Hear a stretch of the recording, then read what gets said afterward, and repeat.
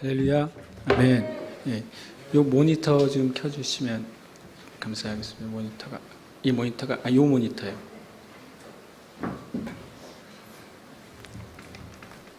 이 앞에 이 모니터가 안 되나요? 그렇구나. 아멘. 네. 이 말씀 같이 보도록 하겠습니다.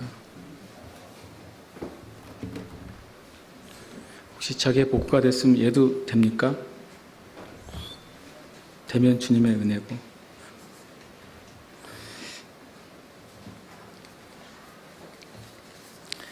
그 전에 우리가 오늘 또 반갑게 함께 예배드리는 우리 가정이 있습니다. 어디 안 보이네 갑자기.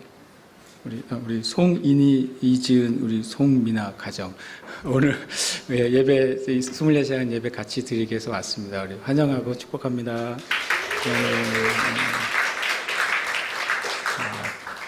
저는 아직 미나 얼굴을 못 봤네요. 그러니까 지금 이제 사역은 잠시 내려놓고 이제 공부는 계속 하고 있고 또 직장을 다니고 있어서 또 언제 또 이제 안수받고 짠 목사님으로 나타나기 전까지는 우리가 형제님 자매님으로 다시 부르기로 했습니다. 그러니까 두 분 부담스럽지 않게 가서 형제님 자매님 아니면 그렇게 불러주시면 좋겠습니다. 그렇죠. 네, 하나님 말씀 누가복음 22장 24절 38절 말씀입니다. 나옵니까? 나오네요. 이럴 수가. 문제는 이게 나오는지 안 나오는지를 믿음을 가지고 해야 되겠죠. 네, 함께 말씀 읽겠습니다. 시몬아 시몬아 보라 사탄이 너희를 밀가부르듯 하려고 요구하였으나 그러나 내가 너를 위하여 내 믿음이 떨어지지 않기를 기도하였노니 너는 돌이킨 후에 내 형제를 굳게 하라. 그가 말하되 주여 내가 주와 함께 오게도 죽는 데에도 가기를 각오하였나이다. 이르시되 베드로야 내가 네게 말하노니 오늘 닭 울기 전에 내가 3번 나를 모른다고 부인하리라 하시니라. 그들에게 이르시되 내가 너희를 전대와 배낭과 신발도 없이 보내었을 때에 부족한 것이 있더냐. 이르되 없었나이다. 이르시되 이제는 전대에 있는 자는 가실 것이요 배낭도 그리하고 검 없는 자는 겉옷을 팔아 살지어다. 내가 너희에게 말하노니 기록된 바 그는 불법자의 동류로 여김을 받았다 한 말이 내게 이루어져야 하리니 내게 관한 일이 이루어져 감이니라. 그들이 여짜오되 주여 보소서 여기 검둘이 있나이다. 대답하시되 족하다 하시니라. 아멘. 지난주에 이어서 우리는 언제 성숙하게 될까? 왜 지난주에 이어서 본문이 달라졌는데 언제 성숙하게 될까 했냐면은 아직 제자들이 그대로기 때문에 계속 그것이 이어져요. 한번 제자들의 참 사도들에게 이렇게 대하는 건 좀 죄송하긴 하지만 제자들의 미성숙이 어땠는지 한번 좀 보고 싶어요. 말씀에 보면 24절에 보면 누가 크냐 하는 다툼이 있었다고 말하고 있어요. 주님이 이제 내가 주님께로 하나님 아버지께로 갈 때가 됐고 죽을 것이라고 말씀하심에도 불구하고 또 피의 새 언약을 하고 계심에도 불구하고 그들이 누가 크냐 하는 다툼을 하고 있어요. 그리고 또 33절에 보면 오늘 말씀에 나오는데 베드로가 아주 호기롭게 이런 말을 해요. 내가 주와 함께 오게도 죽는데도 가기를 각오하였나이다. 참 멋있는 말을 해요. 그리고 몇 시간 뒤에 모른다 죽어도 몰라요 이렇게 부인합니다. 이게 아직 미성숙이죠. 그리고 뒤에 보면 나중에 이제 다음 주에 나올 본문이겠죠. 이제 주님께서 겟세마네 동산에 기도하러 가시잖아요. 겟세마네가 뭔지 아십니까? 기름 짜는 틀이라는 뜻이에요. 예수님이 기도하시는 것이 마치 올리브를 기름을 어떻게 짜냐면 무거운 돌을 얹어가지고 꾹 눌러가지고 압착을 시켜가지고 거기서 기름을 짜내는 거예요. 겟세마네 동산이 그런 곳이에요. 예수님의 기도가 온 영과 혼과 몸을 다 짜내서 주님께 기도하고 있는데 제자들은 뭐 하고 있어요? 이건 다음이네요. 예, 잠이 들어 있어요. 45절에 보면.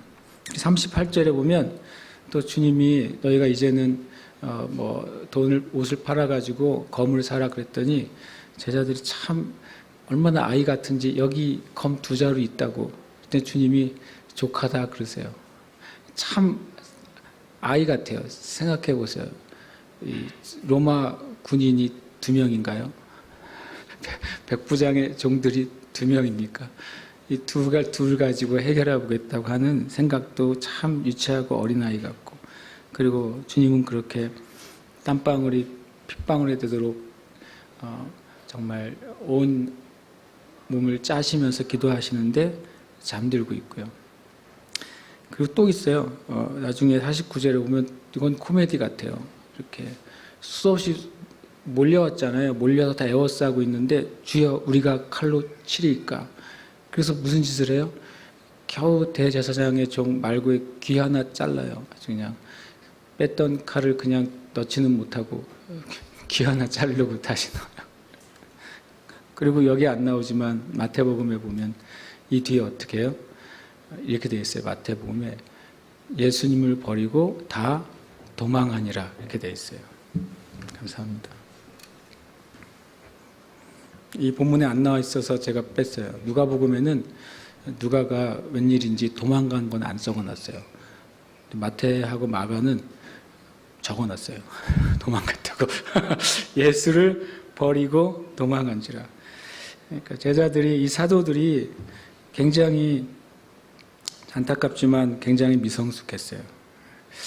그래서 주님이 오늘 말씀에 보면 시몬아 시몬아 보라 사탄이 너희를 밀가부로 뜻하려고 요구하였으나, 이 굉장히 재밌는 본문이에요. 왜냐하면 그러나 내가 너를 위하여 내 믿음이 떨어지지 않기를 기도하였다. 이게 왜 재밌는 본문이냐면 시몬아 시몬아 시몬을 보고 말씀하시는데 그 다음 문장은 보라 사탄이 뭐라고요? 너희를 이라고 말해요. 시몬은 불러놓고 사탄이 너를, 시몬 너를 밀가부로 타려고 하는 게 아니라 너희를 이라고 되어 있어요. 실제로 원어에도 휘마스라는 단어를 사용했어요. 너희들을.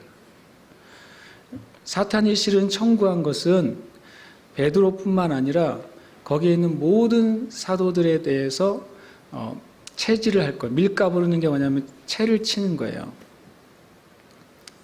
채를 쳐서 그 구멍보다 큰 것은 남고 작은 것은 떨어지잖아요. 그게 체질이에요. 그게 밀가부르는 것입니다. 그렇게 하려고 하는 것이죠. 그렇게 청구를 했다. 그리고 다른 본문에 뭐라고 되어 있냐면 청구해서 응답을 받았다라고 되어 있어요. 사단이 청구했는데 하나님이 그것을 응해 주신 적이 성경에 있죠. 사단이 욥을 시험할 것을 청구했어요. 하나님이 응해 주셨어요. 그것처럼 사도들을 밀가부로 타려고 청구했고 하나님이 응하셨다고 실은 기록되어 있는 거예요. 왜 하나님이 응하셨을까요? 왜냐하면 그들이 주님을 배신했고 그들이 주님 앞에서 미성숙했고 그들이 주님 앞에 신실함을 지키지 못했기 때문에 사단이 청구하는 것이 공평한 거예요. 하나님은 공의롭게 행하십니다. 왜 하나님께서 마귀가 욥을 시험할 것을 허락하셨을까요? 하나님은 공평하신 분이에요. 왜 허락하셨냐면 욥기 3장에 보면 욥이 이런 고백을 해요. 내가 두려워하였던 것이 내 몸에 임하였고 라고 말해요. 욥이 하나님을 섬기고 경건하고 동방에서 가장 큰 자였지만 욥 안에는 두려움이 있었어요.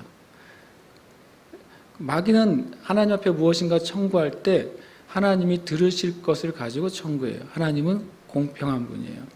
욥은 자기의 몸이 아플까 봐 두려워했고 자기의 재산이 없어질까 봐 두려워했고 자기의 자녀들이 죽을까 봐 두려워했고 자기의 아내가 떠날까 봐 두려워했어요. 욥의 고백이에요. 내가 두려워하던 것이 나에게 임했다. 이렇게 고백해요. 마귀는 주님께 요구하지만 하나님은 그것이 타당할 때만 허락하세요. 그러니까 다 당한 거죠. 이 베드로가 정신 못 차리고 있죠. 11사도가 정신 못 차리고 있죠. 한 사도는 예수님을 이미 팔기로 언약했죠.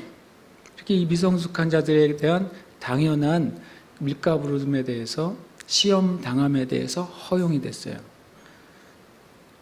그게 굉장히 독특한 것이죠. 그 목적은 뭡니까? 목적은 32절에 나오는데 믿음을 떨어뜨리는 거예요. 그런데 31절에서는 너희들을 청구했는데, 근데 32절에서는 너를 이라고 지명하세요. 사단은 12사도에 대해서 다 지금 그들을 체위에 놓고 치고 있어요. 요즘 그런 말 하잖아요. 어떤 사람이 무슨 일을 했다 그러면 인터넷에 신상 털기 하잖아요. 다 그 사람의 내용을 다 여기저기 털어가지고 올리잖아요. 불법적으로. 그것처럼 마귀가 그렇게 이 사도들을, 그들의 본질을 다 털어서 부끄럽게 하고 죄를 드러나게 하고, 그리고 결국에는 믿음을 잃어버리게 하는 게 마귀의 목적이에요. 그래서 주님이 놀랍게도 12를 다 말씀하지 않고 내가 너를 이라고 해요. 내가 너 시몬을 위하여 네 믿음이 떨어지지 않기를 기도하였느니 라고 말씀하고 있어요. 그러니까 잘 기억해야 돼요. 마귀는 무엇을 요구하고 있냐면 하나님께 제자들의 믿음이 떨어지도록 시험받는 것을 요구했어요. 그런데 32절은 이 마귀의 요구에 대해서 우리 주님이 하나님께 무엇을 요구하고 있는지를 보여주시고, 그리고 주님이 요구하고 있는 것의 그 효력이 어떤 건지를 우리에게 말씀하고 있어요. 먼저 우리 주님이 그 제자들의 미성숙과 배신과 미련함에도 불구하고 하나님께 나아가서 믿음이 떨어지지 않기를 간구하십니다. 이 베드로가 믿음이 떨어지지 않기를 간구하세요. 떨어진다고 하는 표현은 원래 의미가 뭐냐면 실패하다는 뜻이에요. 완전히 실패하다라는 의미를 가지고 있어요. 베드로가 나중에 위대한 사도가 될 수 있었던 것은 실은 예수님의 간절한 중보 때문이었어요. 그리고 모든 제자들의 믿음이 다 시험을 당한다 할지라도 놀랍게도 주님은 한 사람 베드로를 회복시키셔가지고 시험당한 다른 모든 무리들을 다시 강하게 하세요. 우리가 기억해야 돼요. 주님께는 단 한 사람만으로도 다시 새 일을 시작하실 수 있어요. 베드로가 제가 보기엔 제일 연약한 사도였던 것 같아요. 제일 주님의 은혜가 필요했던 사도였던 것 같아요. 그래서 예수님께서, 그리고 또 하나님의 뜻이 베드로를 교회의 리더로 세우기를 원하셨어요. 가장 연약하고 가장 다혈질적이고 자기가 각오해 놓고서 몇 시간 지나서 주님을 거절하고 저주하고 부인하는, 그럼에도 불구하고 주님이 이 한 사람을 다시 일으키셔가지고 다른 모든 사람을 일으키시는 일을 하세요. 우리가 어떤 교훈을 얻을 수 있냐면 첫 번째로는 이것을 꼭 기억하시면 좋겠어요. 주님께서 베드로에게 이렇게 하셨던 것처럼 우리를 위해서도 우리가 위대한 성도의 삶을 살도록 주님께서 간구하고 계신다는 거예요. 여러분 한 사람 한 사람이 위대한 성도의 삶을 살도록 주님께서 간구하세요. 여러분과 제가 가장 연약한 상태에 있을 때에도 주님은 믿음이 떨어지지 않도록 간구하십니다. 성경은 우리에게 이중적으로 중보가 이루어지고 있다고 말씀하고 있어요. 로마서 8장 27절에 보면 마음을 살피시는 이가 성령의 생각을 아시나니 이는 성령이 하나님의 뜻대로 성도를 위하여 간구하심이라. 성령께서 성도를 위해서 뭐 한다고요? 간구한다고 성경에 나와 있어요. 두 번째로는 로마서 8장 34절에 누가 정죄하리요? 죽으실 뿐 아니라 다시 살아나신 이는 그리스도 예수시니 그는 하나님 우편에 계신 자요 우리를 위하여 뭐 하신다고요? 간구하시는 자시니라. 제가 이 말씀을 찾으면서 굉장히 놀랍게 됐어요. 주님의 은혜가 얼마나 놀랍냐면요. 여러분 한 사람을 놓고 하늘의 영역에서는 예수님께서 간구하고 계세요. 여러분 한 사람을 놓고 하나님의 성령께서 여러분의 영 안에서 간구하고 계세요. 하늘에서는 예수님께서 간구하시고 이 땅에서는 성령께서 간구하세요. 할렐루야. 우리가 뭘 두려워해야 되겠습니까? 하늘의 차원에서도 여러분을 위한 중보가 끊어지지 않고 있다면, 이 땅에서도 여러분 한 사람을 위한 성령님의 중보가 끊어지지 않고 있다면 우리가 무엇을 두려워해야 되겠어요? 두려워하지 마시기를 축복합니다. 두 번째 교훈은 한 사람이 중요하다는 겁니다. 여러분과 제가 각자가 한 사람이 되면 돼요. 마귀가 이 나라를 엄청나게 밀가부를 하고 있지 않습니까? 마귀가 이 땅의 교회들을 엄청나게 많이 밀가부를 하고 있지 않습니까?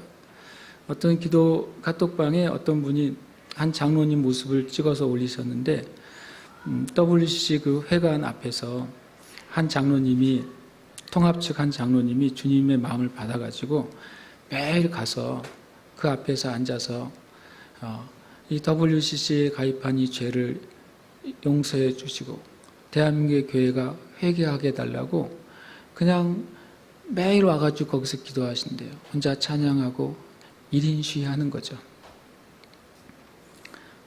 한 사람이 중요해요.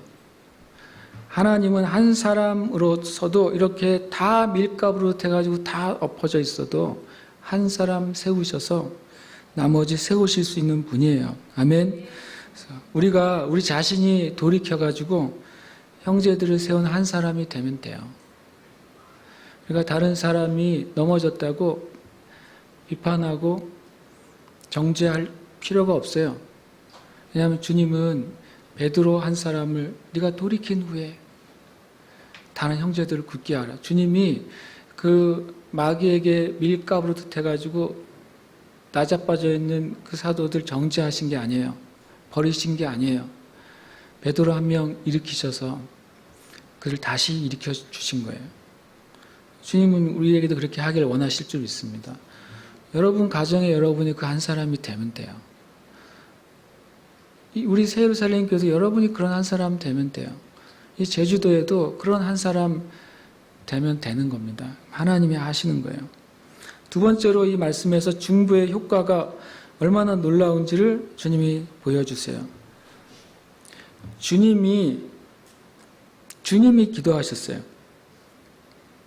주님이 마귀에게 체질당해서 그 본질의 나약함이 다 드러난 그 베드로를 돌이키고 일으켜서 위대한 사도가 되게 하셨어요. 그렇죠? 주님의 기도가 효력이 없다면 도대체 어느 기도가 효력이 있겠어요? 그죠?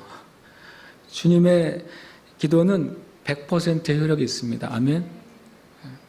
미성숙한 베드로를 위해서 이렇게 간구하시는 주님을 볼 때 우리도 누군가를 위해 이렇게 간구하면 되지 않겠습니까?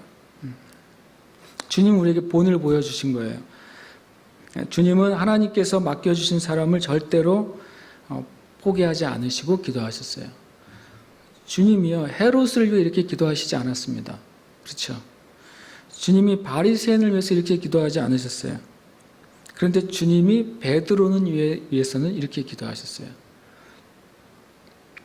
모든 사람을 위해서 이렇게 기도하라고 주님 말씀하시는 게 아니에요.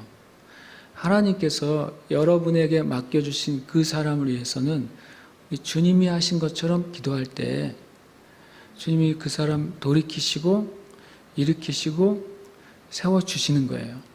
그래서 그 한 사람을 돌이켜서 더 다른 무너진 사람들 주님께서 세우길 원하십니다. 비록 베드로하고 제자들이 미성숙하고 미련했지만 그래서 예수님은 그 마귀에게 물러나지 않으시고 베드로를 뺏기지 않으셨어요. 여러분 우리가 사랑하라고 맡겨준 사람들 우리 위해서 기도할 때 마귀에게 물러서지 않으시길 축복해요. 예수님이 물러서지 않으신 거예요. 마귀는 이미 하나님께 허락을 받았음에도 불구하고 예수님 물러서지 않으시고 믿음이 실패하지 않도록 기도하셨고 하나님은 그것에 응답하셨어요. 우리도 그렇게 할 수 있는가? 근거가 무엇인가? 요한복음 16장 23절에 보면 그 날에는 너희가 아무것도 내게 묻지 아니하리라. 내가 진실로 진실로 너에게 이르노니 너희가 무엇이든지 아버지께 구하는 것은 누구의 이름으로? 내 이름으로. 내 이름으로 주겠다고 주님이 약속하셨어요. 예수님의 중보가 효력이 있는 것처럼 예수님의 이름을 의지해서 기도하는 것이 똑같이 효력이 있는 것입니다. 여러분과 제가 주님의 이름을 의지해서 기도할 때 누군가가 일어날 겁니다. 주님의 이름을 의지해서 중보할 때 누군가가 돌이키고 살아날 거예요. 그래서 그 사람을 통해 하나님이 하실 일이 우리가 한 것보다 더 크게 될 겁니다. 우리가 그거 기대해야 되지 않겠습니까? 하나님은 그 일을 하기를 원하세요. 우리가 한 가지 기억해야 될 사실은 뭐냐면 실패한 베드로로부터 주님께서 일으키신 다음에 그가 다른 형제를 도왔다는 거예요. 우리의 실패 자체는 우리의 죄와 마귀로부터 왔을지 몰라도 하나님의 그 부르심은 실패 속에서도 역사합니다. 우리가 실패할 수 있어요. 또 우리가 실패 과정에 있을 수도 있어요.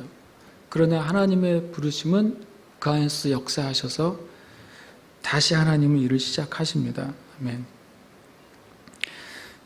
33절에 근데 이제 베드로가 그 얘기를 듣고서 내가 주와 함께 오게도 죽는 데도 가기를 각오했다 이렇게 말해요. 엄청 호기로운 대답이죠. 제가 생각했어요. 왜 이렇게 대답을 했을까? 베드로가 갑자기. 그래서 가만히 생각해 보니까 제가 무릎을 쳤어요. 베드로가 기회를 잡은 거예요. 뭐냐면 이미 24절에서 누가 크냐고 서로 논쟁이 있었잖아요.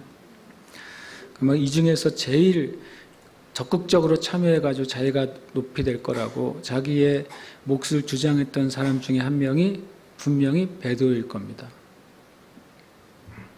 그런데 이제 베드로가 자기가 높이 될 거란 것에 대한 도장을 찍을 기회가 온 거예요.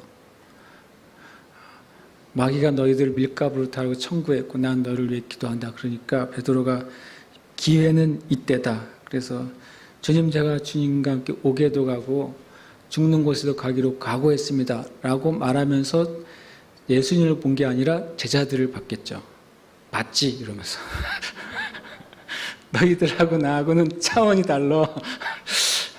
나는 주님과 함께 오게 갈 준비도 돼 있고 죽을 준비도 돼 있어. 그러니까 내가 제일 크게 될 거야. 라고. 제가 그렇게 생각해 봤어요.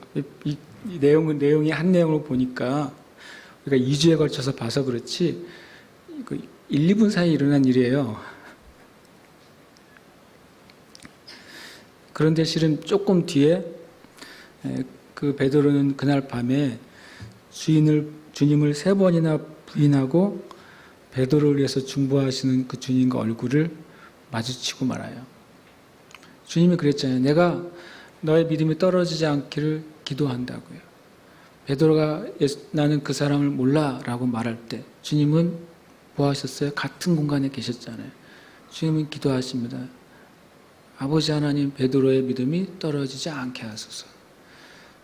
두 번째 또 종이 너도 예수당이잖아 그랬더니 저주하면서 나는 정말로 몰라 이렇게 말하죠. 근데 주님이 다시 또 기도하시는 거죠. 주님 베드로의 믿음이 떨어지지 않게 해주세요. 베드로가 3번째 난 네가 정말 무슨 말하는지 모른다고. 여자 종이 말할 때도 그렇게 말할 때 주님은 또 어떻게 하셨겠어요? 똑같이 기도하셨을 겁니다. 주님 베드로의 믿음이 떨어지지 않게 하소서. 그때 성경에 보면 베드로의 눈과 예수님의 눈이 마주쳤어요.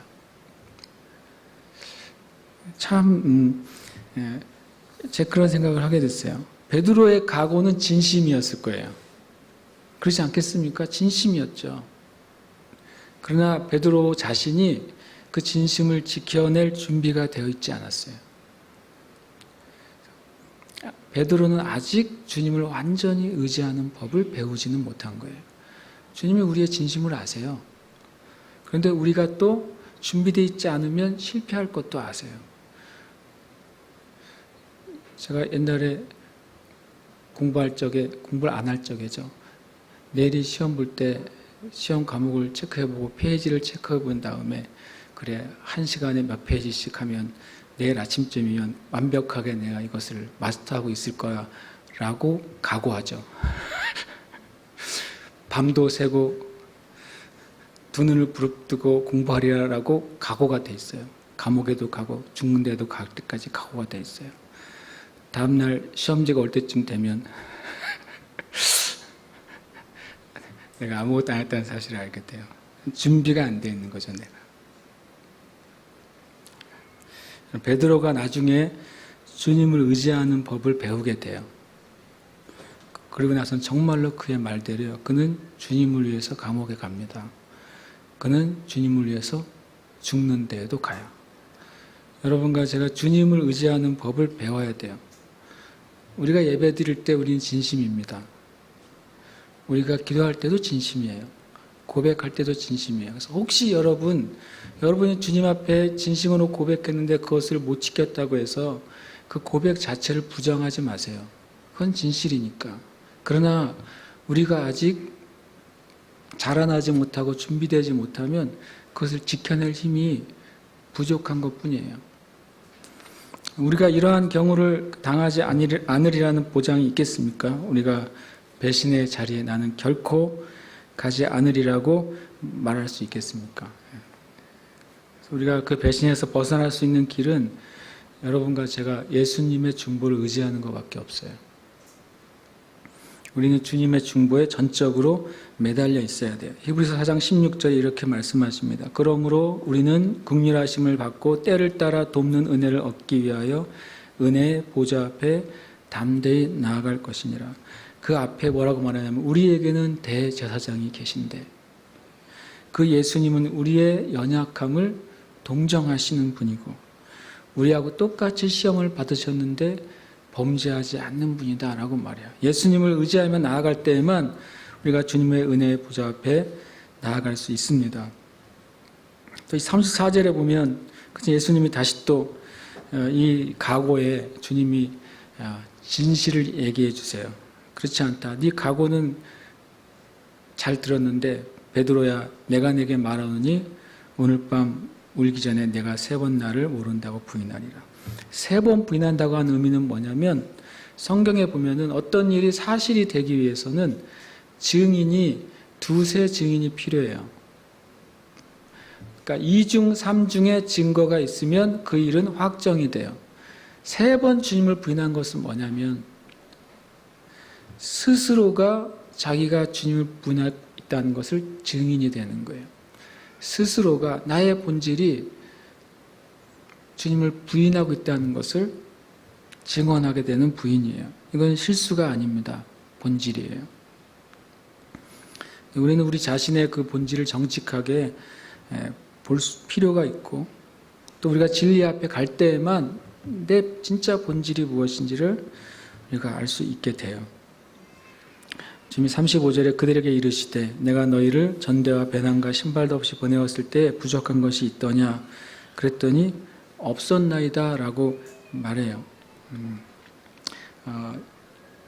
이 말씀은 굉장히 중요한데요. 왜냐하면 예수님이 제자들과 함께 있을 때 반대로 제자들이 예수님과 함께 있을 때 어떤 공급과 어떤 보호가 있었는지를 주님이 한마디로 말씀하신 거예요. 예수님과 함께 있을 제자들은 부족한 게 없었어요. 예수님과 함께 있을 제자들은 두려운 게 없었어요. 심지어는 대제사장들도 예수님과 함께 있을 때는 예수님을 손대지 못했어요. 바리새인들도 사두개인들도 헤롯과 헤롯 땅도 예수님과 제자들을 건드리지 못했어요. 심지어는 로마의 군인들도 쫙 깔려 있었는데도 예수님과 예수님의 제자들을 건드리지 못했어요. 그렇죠? 예수님으로 말미암은 보호와 공급이 제자들에게 계속 부어졌어요. 예수님과 함께 한다는 것이 무슨 뜻이냐는 것을 지금 제자들이 제일 먼저 우리에게 모델로 보여주고 있는 거예요. 그것이 우리에게도 동일하게 해당되느냐? 완전히 예스죠. 예수님이 제자들과 함께 계셨던 것처럼 부활 후에 주님께서 뭐라고 말씀하십니까? 부활의 주님이 이런 말씀을 하십니다. 함께 읽어볼까요? 시작. 내가 너희에게 분부한 모든 것을 가르쳐 지키게 하라. 볼지어다 내가 세상 끝날까지 너희와 항상 함께 있으리라 하시니라. 주님이 함께 있겠다고 말씀하신 거예요. 제자들하고 함께 있을 때 공급이 있었어요. 제자들하고 함께 있을 때 보호가 있었다고요. 제자들이 예수님과 함께 있을 때 어떤 제한적인 것도 없었어요. 그래서 주님이 다시 약속하시는 거예요. 죽으시고 부활하신 후에 가장 놀라운 약속은 뭐냐면요. 내가 너희와 함께 있겠다는 약속이에요. 또 다시 무엇이 회복된 겁니까?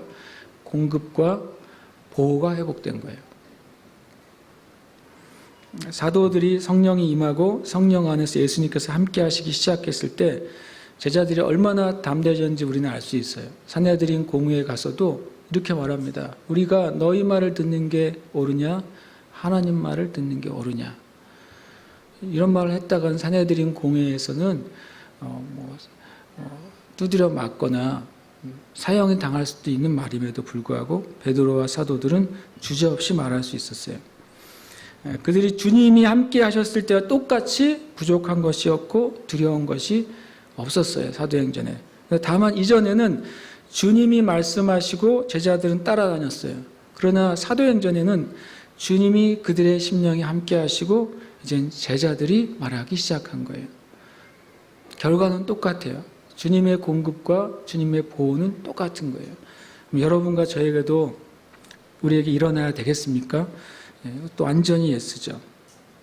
여러분과 제가 이런 방식으로 살아야 돼요. 주님이 함께 있을 때 제자들에게 하나님의 공급과 하나님의 보호가 있었던 것처럼 부활 이후에 주님께서 그 하나님의 공급과 하나님의 보호를 다시 시작하시고 영원히 함께 하시겠다고 말씀하셨던 것처럼 그래서 그 삶을 살았던 것을 사도행전에서 보여주셨던 것처럼 우리도 똑같이 주님의 완전한 공급, 주님의 완전한 보호 아래서 살아야 됩니다. 그것이 주님께서 우리의 부르심을 성취하도록 도우시는 하나님의 은혜예요. 또 한 가지가 있어요. 주님과 함께 또한 받는 고난이라면 우리도 완전히 예스해야 돼요.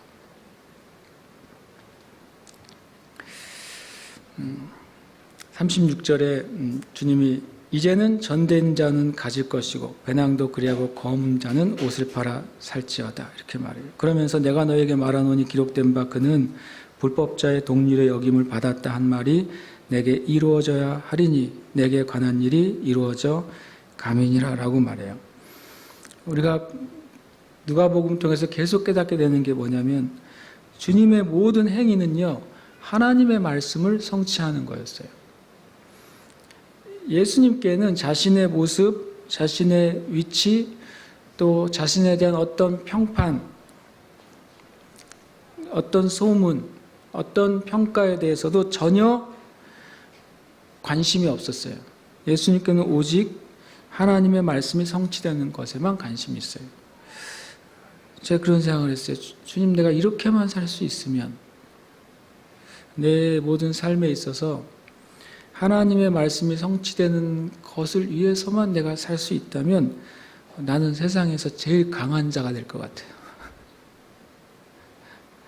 내가 말하고 행하는 데 있어서 그 목적과 방향과 그 결과에 대해서 내가 어떻게 되는지에 대해서 내가 관심이 없는 거죠. 포기한다는 게 아니라 그것이 나에게는 항상 2순위인 거예요. 항상 1순위는 나의 삶을 통해 하나님의 말씀이 성취되는 것이 내 삶의 100%의 목적이라면 누가 그런 사람을 어떤 마귀가 그 사람을 상대하겠어요? 왜냐하면 예수님이 그렇게 하셨고 예수님이 마귀를 이기셨기 때문에 우리가 진정으로 나의 뜻이 아니라 나의 무엇과도 상관없이 하나님의 뜻이 이루어지길 원한다면 여러분과 저는 주님처럼 십자가를 질 수 있고 주님과 함께 부활을 경험하게 될 겁니다. 그렇게 살기를 간절히 우리가 기도해야 될 거예요. 37절에 보면 그는 불법자의 동률의 여김을 받았다 한 말이 내게 이루어져야 하리니 라고 말했어요. 이 말이 어디에 있냐면 이사야 53장 12절에 나와 있어요. 이는 그가 자기 영혼을 버려 사망에 이르게 하며 범죄자 중 하나로 헤아림을 받았음이라. 그러나 그가 많은 사람의 죄를 담당하며 범죄자를 위하여 기도하였느니라 라고 주님이 말씀하고 있어요. 마귀는 실은 예수님을 범법자 또 그 제자들을 똑같은 불법자의 동류로 부르지만 실은 때때로 주님의 사도들 또 주님의 백성들도 그렇게 불림을 받았습니다. 사도행전 24장 5절에 보면 더둘로가 이런 말을 해요. 바울을 향해서 우리가 보니 이 사람은 전염병 같은 자라. 이 자는 연병이라 그랬어요. 예수 믿는 바울을 연병 같은 자라고 말했어요. 그리고 천하에 흩어진 유대인을 다 소유하게 하는 자, 폭동을 일으키는 자다 이렇게 말했어요. 여러분이 그렇게 마귀로부터 불림 받는 것을 주저하지 않으시겠습니까? 예수님에게도 불법자라고 말한 마귀가 똑같이 사도들에게 그렇게 말하고 지금도 마귀는 주님의 진정한 백성들을 그렇게 부르려고 하고 있을 겁니다. 그러나 우리가 주님도 그것을 받으셨다면 우리가 왜 못 받겠습니까? 38절에 이렇게 말합니다. 그들이 여짜오되 주여 보소서 여기 검 둘이 있나이다. 주님이 대답하시되 족하다 그렇게 말씀하세요. 이 말씀을 가만히 이렇게 보게 됐어요. 이미 제자들이 예수님과 함께 있잖아요. 아까 말씀드린 것처럼 계속적인 공급이 있고 주님의 은혜 안에는 보호가 있잖아요. 그런데 그들은요 주님과 함께 있으면서도 검을 가지고 있어요.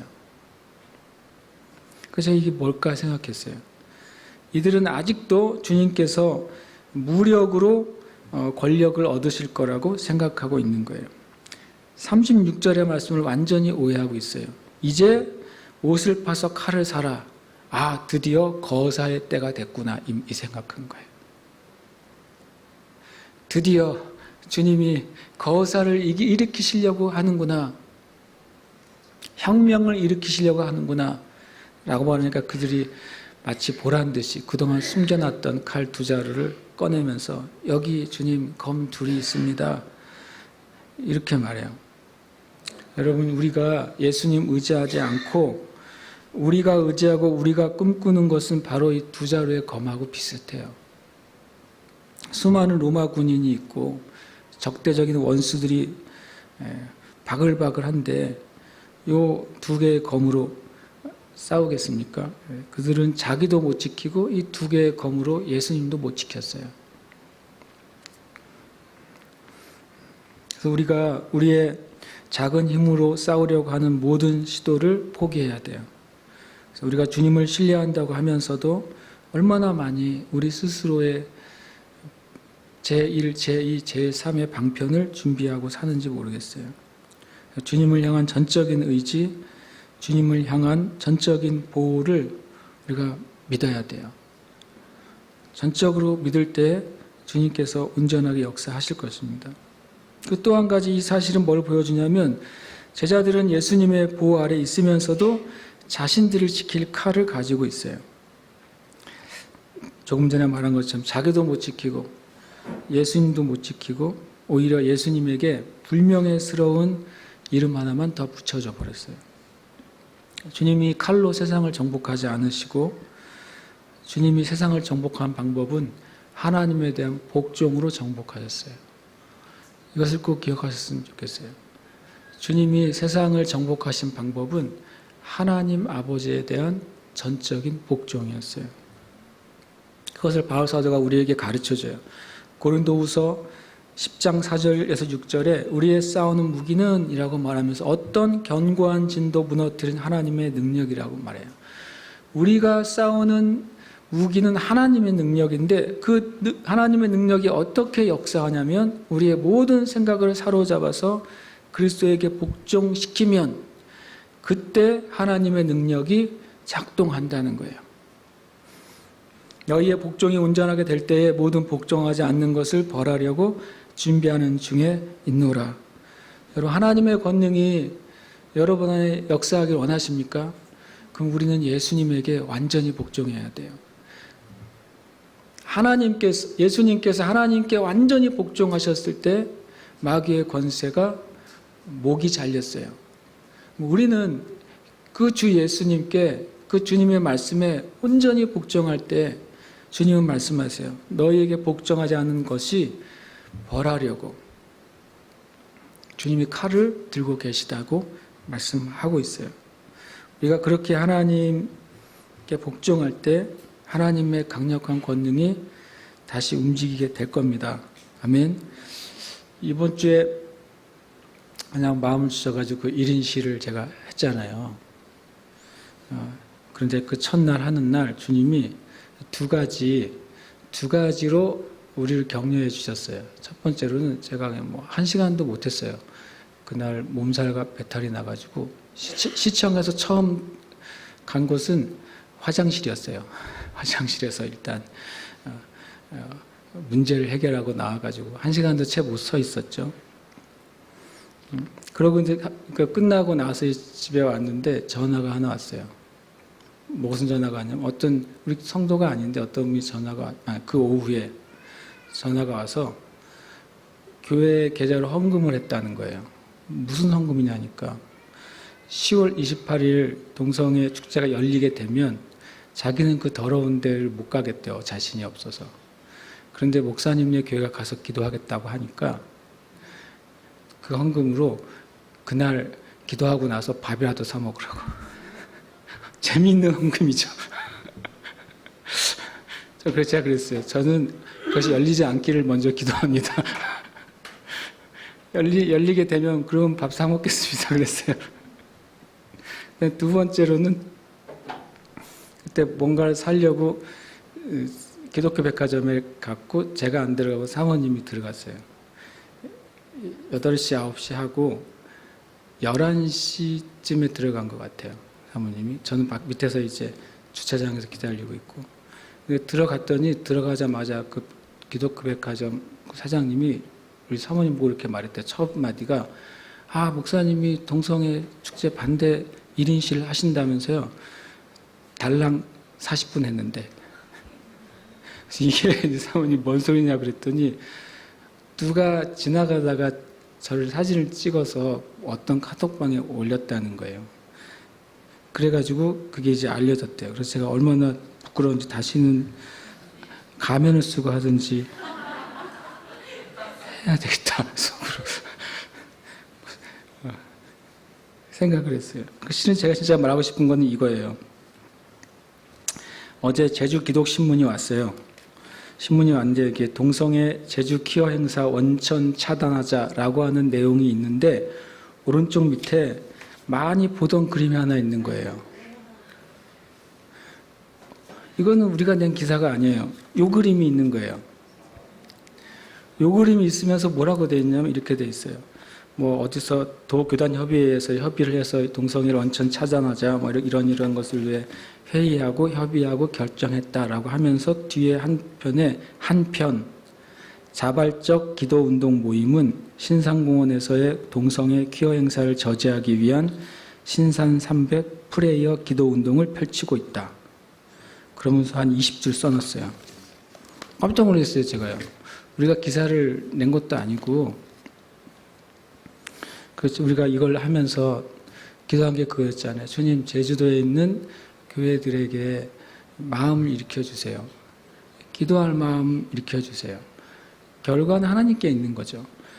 이게 알려져도 되고 안 알려져도 상관없어요. 그렇지 않습니까? 그냥 하나님 앞에서 하는 거예요, 우리가. 여러분, 우리가 전도하는 것도 알려주면 어떻고 안 알려주면 어떻습니까? 여러분이 인터넷상으로 홈페이지에 들어가서 나는 반대합니다라고 의견을 올리는 것이 알려지면 어떻고 안 알려지면 어떻습니까? 여러분이 주님의 전에 와서 그냥 이 동성애 퀴어 축제가 열리지 않게 해달라고 하나님 앞에 호소하면서 기도하는 게 알려지면 어떻고 안 알려지면 어떻습니까? 그건 아무 상관이 없어요. 그러나 우리가 주님 앞에 복종할 때 하나님이 하라고 하시는 것에 우리 각자가 복종할 때 하나님이 그 복종하지 않는 것을 벌하실 거예요. 하나님의 방법으로 벌하실 거예요. 우리는 때때로 역사 가운데 저 악한 것은 왜 벌을 받지 않는가? 저 악한 일들은 왜 끝나지 않는가? 그렇지 않아요. 하나님은 하나님의 강력으로 벌하십니다. 그리고 공의롭게 판단하시고 하나님이 역사하십니다. 우리는 그걸 믿는 거예요. 하나님이 그냥 하실 것을 믿는 거예요. 그럴 때 하나님은 반드시 하세요. 여러분과 저 안에 그 믿음이 정말로 세워지기를 축복합니다. 우리가 함께 이 시간 기도하고 또 계속해서 예배 드리고 싶습니다. 저는 기도할 때 주님, 내가 그 한 사람 되길 원합니다 라고 기도합시다. 우리 삶에 무너졌던 거 세워져야 될 영역이 있지 않습니까? 저도 일으켜야 될 영역이 있어요. 그러나 주님, 저를 일으켜 주시고 제가 그 다른 형제들을 일으키는 한 사람이 되게 해주세요. 예수님께서 하나님께 온전히 복종하셔서 하나님께서 하나님의 심판을 행하신 것처럼 주님, 이 땅의 교회도 우리 자신도 그 주 예수님께 온전히 복종해서 하나님을 대적하는 것들이 무너지게 해주세요. 우리가 주님께 같이 합심해서 기도하겠습니다.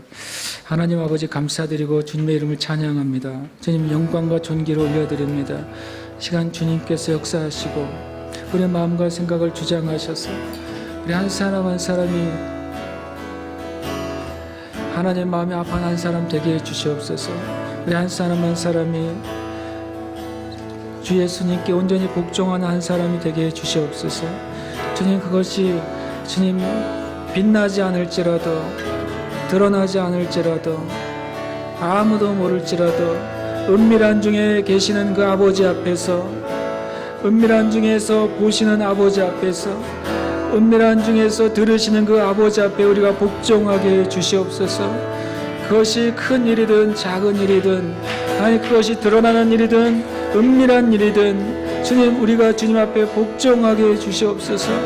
우리가 주님께서 말씀하시고 하라고 하시는 것을 복종할 때 주께서 복종하지 않는 그 모든 것들 주님께서 심판하시고 벌하시고 주님의 뜻 가운데 공의롭게 처리하실 것을 인해 감사합니다. 성령 하나님, 우리에게 믿음을 더하소서.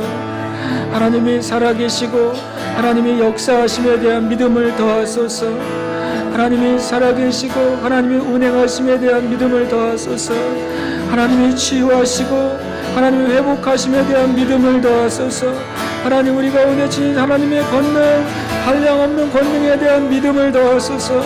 우리가 우리의 믿음을 뒤로 물리지 않게 해주시고 우리가 믿음 안에 전진하며 나아갈 수 있도록 주의 은혜를 베풀어 주시옵소서. 주님, 은혜를 베풀어 주시옵소서. 뒤로 물러가지 않게 하소서. 뒤로 물러가지 않게 해주소서. 진리의 싸움에서, 믿음의 싸움에서, 사랑의 싸움에서 뒤로 물러가지 않게 해주시고 하나님, 우리가 주님 앞에 바로 서서 복종하며 순종할 수 있도록 주의 은혜를 베풀어 주옵소서. 하나님의 의가 있고 하나님의 공의가 있고 하나님의 역사가 있고 하나님의 심판이 있습니다. 하나님의 긍휼하심이 있고 하나님의 사랑이 있고 하나님의 한량없는 인자하심이 있습니다. 하나님의 일으켜주심이 있고 하나님의 돌이켜주심이 있고 하나님의 세워주심이 있습니다. 하나님께서는 돌이키시고 일으키시고 세우셔서 하나님의 일을 행하십니다. 사단 하나에 쏘는 것이 무엇이냐? 주님, 사망으로 쏜다 할지라도 주님, 우리에게는 부활의 권능이 있으며 하나님의 진리가 있으며 우리가 주님 앞에 믿음으로 사는 믿음이 있습니다. 주님, 전국의 승리는 하나님의 백성에게 있습니다. 주님, 주님은 만왕의 왕이시오 만주의 주이심으로 반드시 이기실 터이요.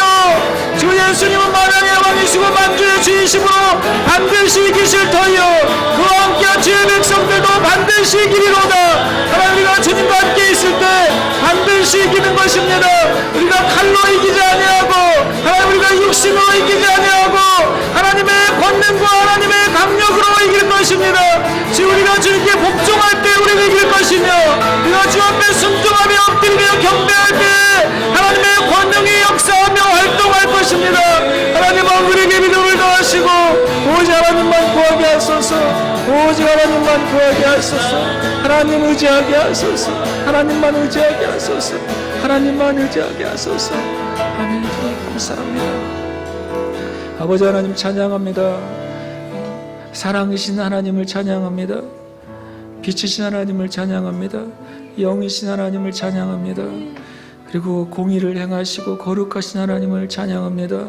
주님, 우리가 그 하나님 더 알기를 원하고 더 사랑하기를 원합니다. 주님, 우리의 심령 가운데 이 24시간 영광 예배 가운데 계속 부어주옵소서. 우리의 배에서 그 생수가 끊임없이 흘러나오도록 끊임없는 기쁨과 소망과 기대와 구원에 대한 감격이 끊임없이 흘러나오도록 은총을 부어 주시옵소서. 또 이 시간 주님 앞에 감사등으로 드리는 예물 위에 주님 복되게 하시고, 주님 그 모든 손을 하는 영역에 기름 부어 주시고, 하나님 나라와 주의 영광을 위해서 강하게 하시고 능하게 하시고 형통케 하시고 부하게 하셔서 하나님의 영광이 드러나는 삶으로 형제자매 한 사람 한 사람을 이끌어 주시옵소서. 연약한 지체에 강하게 하시고, 주님 병든 지체에 치유해 주시고, 모든 육신의 연약함이 회복되는 은혜를 허락하여 주시옵소서. 살아계신 예수님의 이름으로 기도합니다. 아멘. 우리 기도하시면서 주님 앞에 봉헌하겠습니다. 또한 주의 주성 들을 수 있다 해도 참된 진리 되신 주 나라는 누구네. 폭풍이 몰려와도 험한 길을 간대도 믿음의 두 손 들고 춤추실래. 내게 행하신 그 놀라운 일, 생명 주신 주를 기억하네.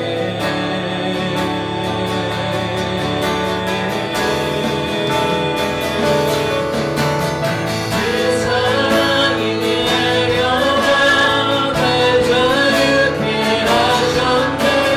영원히 나의 주님의 것,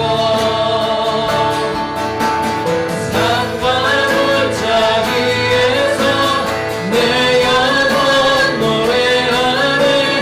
영원히 나는 주님의 것, 그 사랑이 내려와 날 자유케 하셨네. 영원히 나는 주님의 것, 산과 골짜기에서 내 영혼 노래하네. 영원히 나는 주님의 것. 너는 주의 주임사 들을 수 있다 해도 참된 진리 되신 주 나는 누구네. 폭풍이 몰려와도 험한 길을 간대도 믿음의 두 손 들고 주실래. 네, 교회 소식 전해드리겠습니다. 오늘 계속 24시간 영광 예배 진행 중이고요. 오쪽에 보시면 전체 진행 순서가 나와 있고, 이번에는 식사를 다 같은 시간에 하려고 합니다. 다만 그때 이제 요한 영광팀에서 지성수 예배로 섬깁니다. 그러니까 뭐 금식하시면서 예배하실 분은 계시고, 그렇지 않으신 분들은 맛있게 식사를 하시고, 그리고 또 같이 와서 기도하셨으면 좋겠고요. 그 다음에 CC는 오후 4시까지만 오픈하도록 하겠습니다. 자유롭게 예배하고 교제하고 기도하는 거는 우리가 다 그동안 해오셨으니까, 다만 이제 예배에 방해가 되지 않는 수준으로 하기 위해서 교제를 하시려면 CC에 가셔서 하시면 좋겠어요. 그래서 교제하는 건 뭐 좋은 일인데, 예배가 방해 안 되려면 가셔서 차 한잔 하시면서 하시는 거는 좋겠습니다. 그리고 우리가 영광의 마지막 시간에는 우리가 이 감사헌금을 함께 드리도록 하겠습니다. 그다음에 교회 소식을 보시면 이번 주에 이 월삭기도회가 광고가 좀 나갔는데 이번 주 조금 이제 이번 주 금요일 날 그 극동방송 이제 FM 개국 축하 이제 음악회가 있어가지고요. 그걸 좀 알아보고 주중에 한번 공지를 한번 해드리겠습니다. 그다음에 계속 신산 300 프레이어 그 신문에서는 누가 시작했는지 아무도 모르는 상태로 시작됐기 때문에 뭐 굳이 뭐 여러분도 알리실 필요 없이 그냥 시간 되시는 대로 신산공원 가서 기도해 주시고 아까 기도하실 때 권사님이 말씀하신 것처럼 감사하게도 주님 역사하셔가지고 조정위원회가 화요일 날 열리게 됐다고 그래요. 실은 서울도 대구도 부산도 이런 조정위원회는 안 열렸거든요. 그러니까 부산 같은 경우에는 허가는 됐는데 도로 점용은 안 된다고 했어요. 그런데도 키워축제 측에서 벌금 내고 하겠다. 그래서 그냥 자기네가 한 거예요. 이 막무가내예요.